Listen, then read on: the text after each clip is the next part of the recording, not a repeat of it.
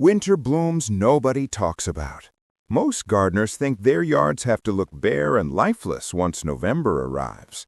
But Sam here, and I'm about to show you 5 stunning flowers that laugh in the face of cold weather and keep your garden absolutely gorgeous when everyone else's is given up. These plants are out there blooming right now, and barely anyone knows about them. Welcome to Seniors Gardening Advice, where we share real gardening wisdom that actually works. I'm Sam, and I've spent years discovering which plants genuinely perform when the temperature drops. Now, before we get into these amazing winter warriors, do me a favor, hit that subscribe button and ring the notification bell. Trust me, you'll want to catch every episode where we share gardening secrets that make your neighbors wonder what you're doing differently. And if you find this helpful, give us a thumbs up and drop a comment telling us what's still blooming in your garden right now. Share this with your gardening friends because they need to know about these plants too. Let me be honest with you. I'm tired of the same old recommendations circulating every single year. Everyone talks about chrysanthemums for fall color, and sure, they have their place, but there's a whole world of spectacular plants that perform beautifully in November, December, and even beyond that hardly get mentioned. I want to make something clear right from the start. Chrysanthemums aren't bad flowers. They're tough in arrangements, and plenty of people have fond memories growing them. But when you've got access to so many other incredible options that bring sophistication and genuine beauty to your winter garden, why limit yourself? I've been working with flowers and plants professionally for nearly 10 years now. My approach is heavily guided by what each season offers, and I pay close attention to what's actually blooming when I walk through neighborhoods during the colder months. Whenever I spot something colorful and thriving in November or December, I make a mental note. If it's not already growing in my own space, it goes straight onto my planting list for the next season. This knowledge comes from real observation, trial and error, and countless conversations with other experienced gardeners. What I'm sharing today are plants that genuinely deliver when most gardens have faded to brown and gray.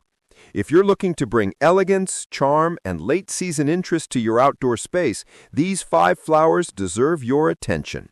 They're not difficult to grow, they're not expensive or hard to find, and they'll completely transform how your garden looks during the months when most people think gardening season is over. Let's jump into these 5 underappreciated champions that bloom their hearts out through winter. Flower number 1, Nerines. These absolutely stunning bulbs produce electric pink flowers that seem to glow even on the grayest November days.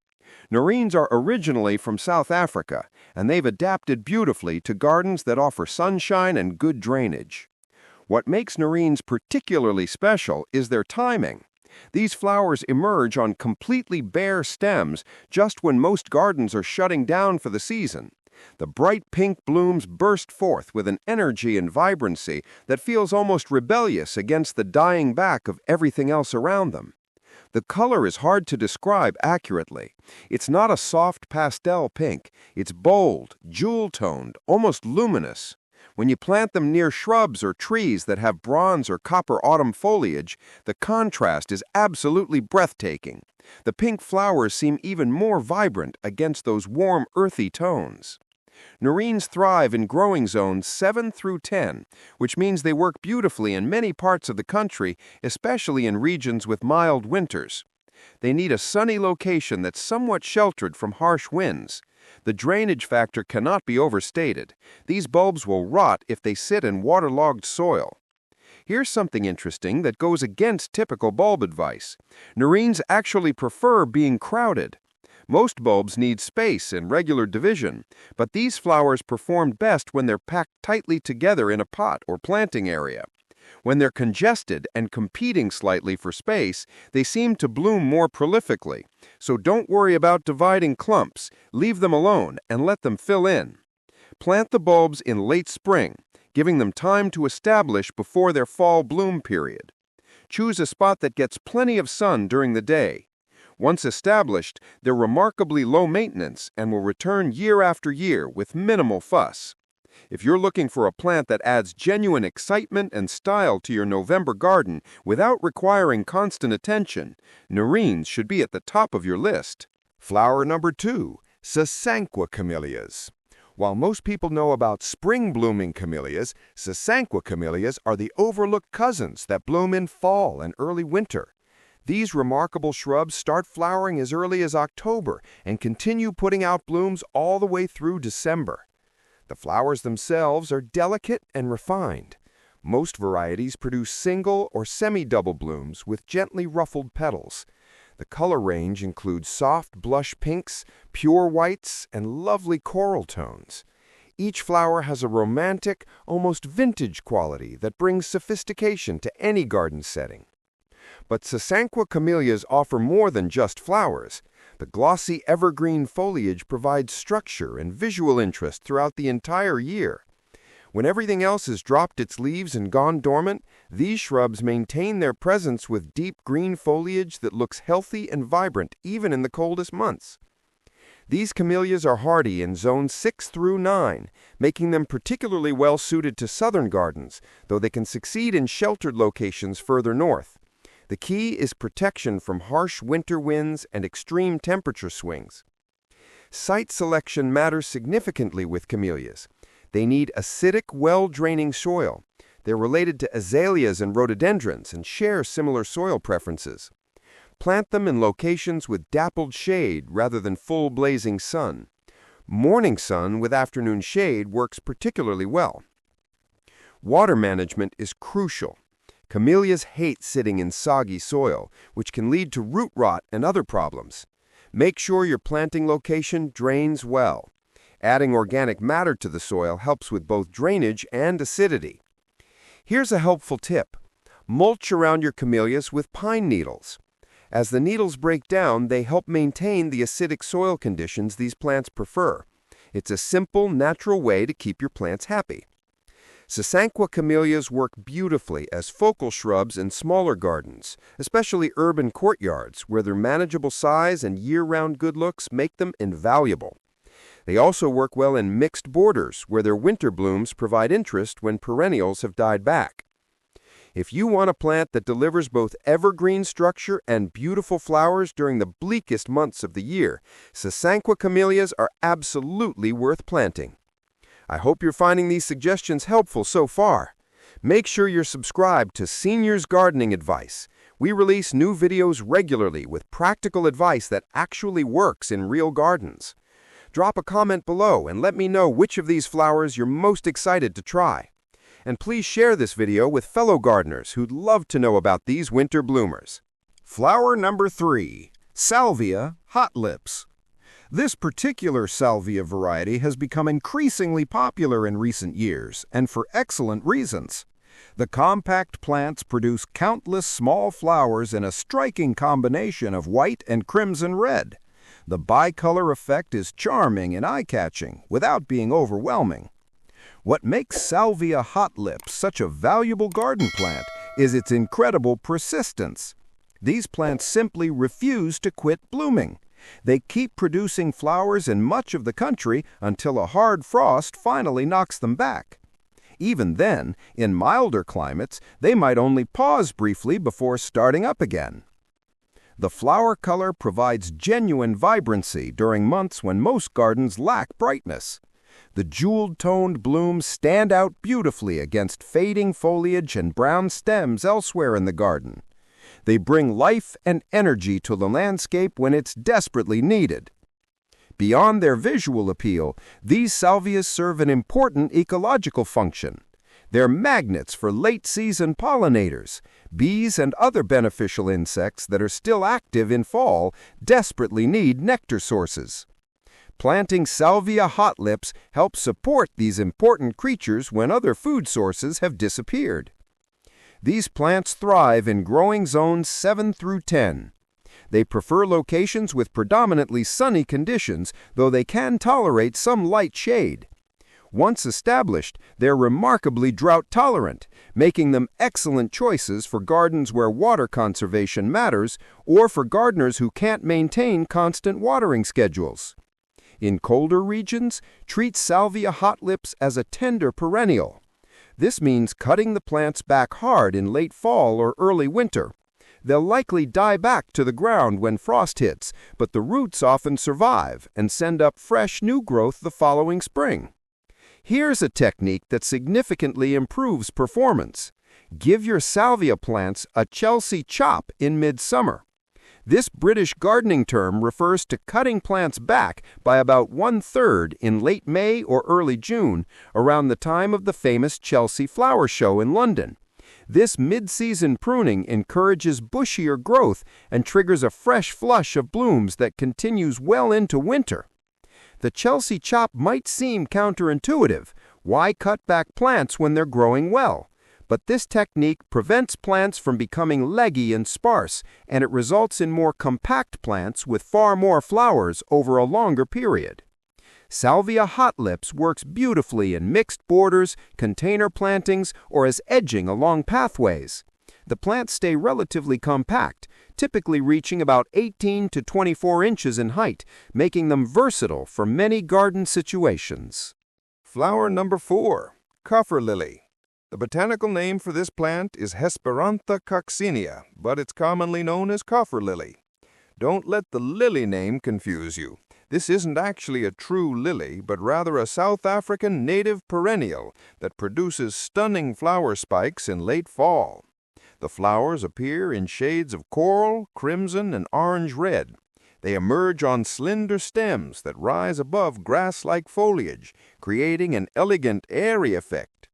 Each spike contains multiple individual flowers that open sequentially, extending the bloom period over several weeks. What makes these flowers particularly valuable is their ability to bloom right into November, even in gardens with cooler autumn temperatures. In especially sheltered locations with mild conditions, they might continue even longer. The bright coral and crimson spires bring light and warmth to the garden during the dullest days of fall. Kaffir lilies are hardy in zones 7 through 10. Their growing requirements differ from the previous plants we've discussed. These flowers actually prefer damp conditions. They're one of the few late-blooming plants that genuinely thrive with consistent moisture. This moisture preference makes them absolutely perfect for planting near water features, in rain gardens, or in borders that naturally retain moisture. If you have a spot in your garden that tends to stay damp, perhaps at the bottom of a slope, or in an area with clay soil, this is an ideal plant for that location. While Kaffir lilies prefer full sun, they'll also perform reasonably well in light shade. This adaptability makes them useful for those tricky garden spots that get morning sun but afternoon shade, or locations under trees with open canopies. The grass-like foliage remains attractive even when the plants aren't blooming, providing texture and movement in the garden throughout the growing season. The leaves are semi-evergreen in mild climates, offering some winter interest beyond just the flowers. To extend the blooming period as long as possible, make a habit of deadheading spent blooms continuously. Removing faded blooms prevents the plant from putting energy into seed production and encourages it to keep producing new flower spikes instead. Kaffir lilies naturalize beautifully, meaning they'll spread gradually over time to form larger clumps. This makes them excellent for filling space in borders or creating drifts of color. Unlike some aggressive spreaders, though, they expand at a manageable pace and won't take over your entire garden. If you're looking for a plant that brings vibrant color to damp areas in late fall, a combination that's surprisingly hard to find, Kaffir lily deserves serious consideration. Flower number 5, fuchsias. In my professional opinion, fuchsias are hands down the most underappreciated November flowering plants in existence. These glorious flowers bloom profusely until hard frost arrives, yet they maintain a subtle, refined quality that prevents them from looking garish or overdone. Most people think of fuchsias as summer flowers, or perhaps as hanging basket plants for shaded porches. While they certainly excel in those roles, hardy fuchsia varieties are legitimate late-season bloomers that deserve much more recognition than they receive. Hardy fuchsias are suitable for growing zones 6 through 9. The term hardy is key here. While some fuchsias are tender tropicals that must be brought indoors or treated as annuals, hardy varieties survive winter outdoors in many regions. These tough plants continue flowering into late autumn and early winter, providing color when almost nothing else is blooming. The variety and beauty of fuchsia flowers is remarkable. There are hundreds of different cultivars offering an enormous range of colors, forms, and sizes. Some produce delicate single flowers, while others have elaborate double blooms that look almost too intricate to be real. One particularly lovely variety called Annabelle produces soft, pale pink and white double flowers. The color combination is gentle and romantic, perfect for cottage garden settings or anywhere you want a softer color palette. The double flowers have multiple layers of petals that create depth and visual interest. Red fuchsias offer completely different energy. The bold scarlet and crimson varieties bring vibrant, cheerful color that lift your spirits on gray November days.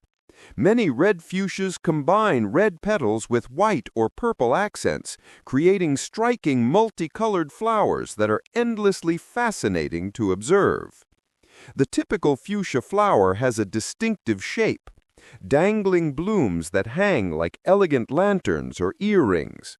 The flowers often feature contrasting colors between the outer petals and inner petals, adding to their unique appearance. Growing requirements for fuchsias are straightforward. They prefer moist, well-drained soil, not waterlogged, but consistently damp. They perform best in partial shade or locations with morning sun and afternoon shade. In hot climates, shade becomes even more important to prevent stress and scorching.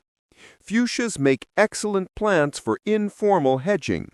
A row of hardy fuchsias creates a colorful, graceful hedge that's completely different from typical boxwood or privet hedges. They also work beautifully in mixed borders, where their flowers add vertical interest and their somewhat shrubby habit provides structure. In colder regions where hardy fuchsias die back to the ground each winter, don't worry, they'll typically regrow from the roots in spring. You can help them along by applying a thick layer of mulch over the root zone in late fall to protect against temperature extremes. The key with fuchsias is choosing genuinely hardy varieties rather than the tender tropicals sold as annual bedding plants. Check plant labels carefully and verify hardiness zones before purchasing to ensure your fuchsias will survive winter in your area. Additional information. Beyond these 5 spectacular flowers, you might also notice some rose varieties still blooming brightly in November and even into December. Modern repeat-blooming roses often continue producing flowers until hard frost arrives, especially in mild climates or sheltered urban gardens. If you're fortunate enough to have roses still flowering this month, take good care of them to ensure even better performance next year. Stop deadheading spent blooms in late fall. Allow the final flowers to develop into rose hips. This signals the plant to begin hardening off for winter. Continue watering roses during dry autumn weather until the ground freezes. Many people stop watering once cool weather arrives, but roses still need moisture during their preparation for dormancy. Apply a layer of mulch around rose bushes after the first hard frost. This protects roots from temperature fluctuations and prevents the freeze-thaw cycles that can heave plants out of the ground. Conclusion. These 5 flowers, Nerines, Sasanqua camellias, Salvia hot lips, Kaffir lilies, and fuchsias, prove that November and December gardens don't have to be colorless and dull. Each of these plants brings something special to the late-season landscape, whether it's electric pink blooms, romantic ruffled flowers, cheerful bicolor salvias, elegant coral spires, or the intricate beauty of fuchsias. The best part is that none of these plants require extraordinary effort or expertise. They're all relatively straightforward to grow if you match them to appropriate sites and provide basic care. They're not exotic rarities that demand special equipment or unusual techniques. They're reliable performers that deliver results year after year. I encourage you to try at least one or two of these plants in your own garden.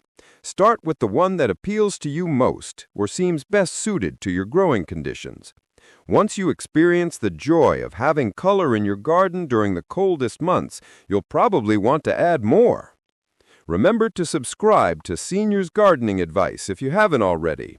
Hit that notification bell so you don't miss future videos where we share more practical, tested gardening wisdom. Give this video a thumbs up if you found it helpful, and leave a comment sharing what's blooming in your November garden. Your fellow viewers would love to hear about your experiences with these plants or other late-season bloomers you grow. Share this video with gardening friends, neighbors, or family members who'd appreciate learning about these underappreciated winter flowers. The more gardeners who plant these beauties, the more colorful our neighborhoods will be during the gray months of winter. Thanks so much for watching Senior's Gardening Advice. I'm Sam, and I'll see you in the next video with more gardening advice that actually works. Now get out there and plant something that'll bloom when everyone else's garden is brown.